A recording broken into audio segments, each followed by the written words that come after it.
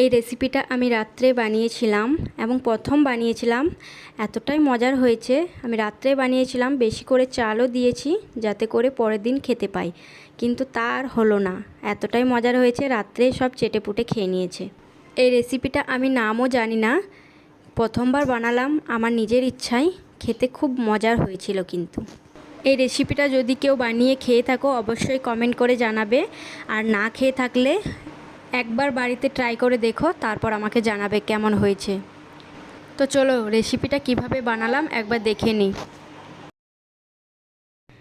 আজকে রেসিপিটা বানাতে এখানে আমি দেখো 2 গ্লাস চাল নিয়েছি।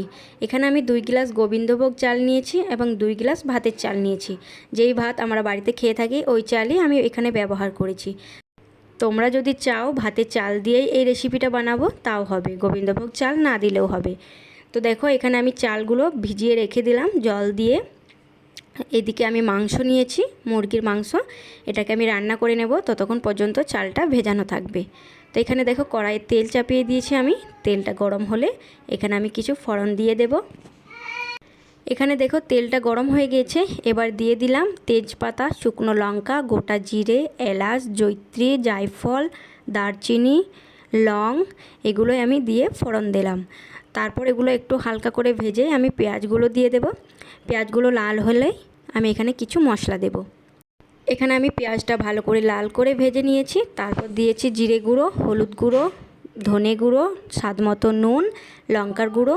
এখানে সামান্য জল দিয়ে দেব যাতে করে মশলাটা পুড়ে না যায়। জল দিয়ে ভালো করে মশলাটা নাড়াচাড়া করে নেব। তারপর দেব এখানে আদা রসুন বাটা। আদা রসুন বাটাটা দিয়ে ভালো করে নাড়াচাড়া করে নেব আবারও মশলাটা।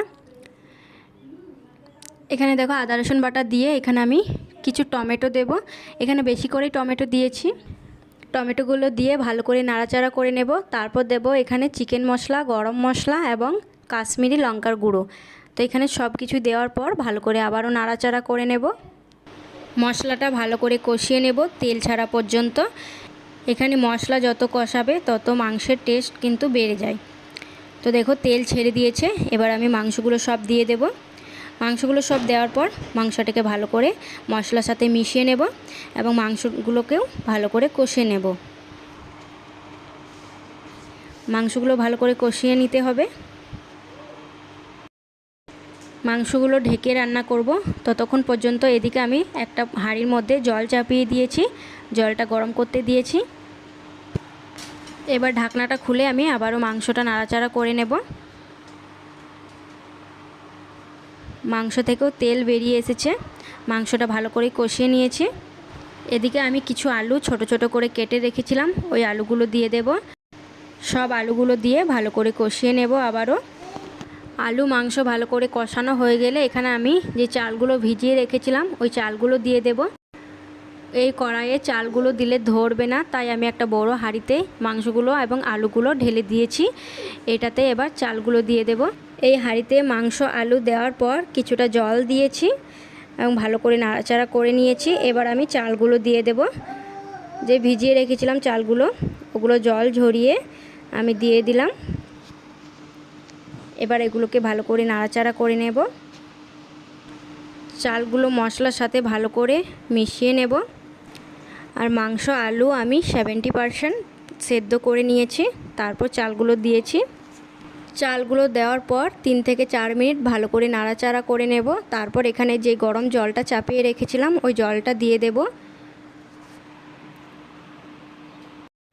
তো ভালো করে 3-4 মিনিট নাড়াচাড়া করে নেওয়ার পর যে জলটা চাপিয়ে রেখেছিলাম গরম জলটা, ওই জলটা দিয়ে দিয়েছি পুরোটাই। চালগুলো ডোবার মতোই জল দিয়েছি। এখানে আমি কিছুটা নুন দিয়ে দেব, সামান্য পরিমাণ নুন দিয়ে দিয়েছি এখানে।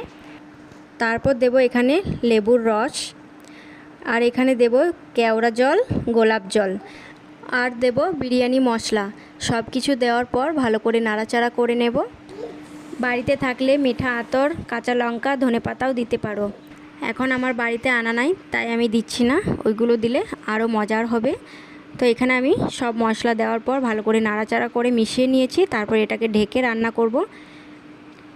মাঝে মাঝে এগুলোকে নাড়াচাড়া করতে হবে, না হলে কিন্তু নিচে লেগে যাবে। 4-5 মিনিট পর আমি ঢাকনাটা খুলে আমি আবারও ভালো করে নাড়াচাড়া করে নেব। আর এখানে অনেকটাই জল শুকিয়ে এসেছে। এখানে পুরোপুরিভাবে রেসিপিটা তৈরি হয়ে গেছে। আমি আরেকবার ভালো করে নাড়াচাড়া করে গ্যাসের ফ্লেমটা বন্ধ করে দেব। এখানে দেখো গ্যাসের ফ্লেমটা বন্ধ করে দিয়েছি। আর সবার শেষে সামান্য পরিমাণ ঘি দিয়ে মিশিয়ে নেব। আজকে এই রেসিপিটা যে এইভাবে রান্না করে খাবে এর স্বাদ কোনোদিনও ভুলতে পারবে না, এতটাই মজার হয়। একবার বাড়িতে অবশ্যই ট্রাই করে দেখবে। ভালো লেগে থাকলে লাইক কমেন্ট শেয়ার করে দেবে। চ্যানেলটি সাবস্ক্রাইব করা না থাকলে চ্যানেলটি সাবস্ক্রাইব করে নেবে। ফেসবুক থেকে দেখলে পেজটি ফলো করে নেবে। আবার কোনো নতুন ভিডিওর সাথে দেখা হচ্ছে। ততক্ষণ পর্যন্ত ভালো থাকো, সুস্থ থাকো। আল্লাহ হাফিজ।